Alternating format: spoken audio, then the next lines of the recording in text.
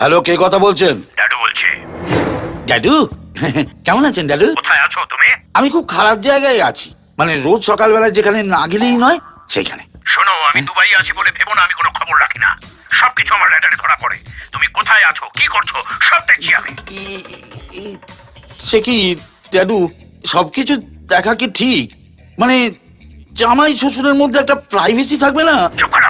একটা কাজ ঠিক করে করতে পারে না, আবার বড় বড় বাপ। তোমাকে বলেছিলাম তোরা পাত্রকে একটু থ্রেট করতে, মারতে বলেছি? ওই মাদের বাচ্চা আমাকে বলেছে মাধুর সামনে আমার আঙুল নাকি শুকিয়ে কিশমিশ হয়ে যায়। ভুলটা কি বলেছে? ঠিকই তো বলেছে। বেশি বাড়াবাড়ি করো না নন্দ। মাদুর জন্য ভালো ছেলে পেলে আমি তোমাকে সরিয়ে তাকে বুঝিয়ে দেবো।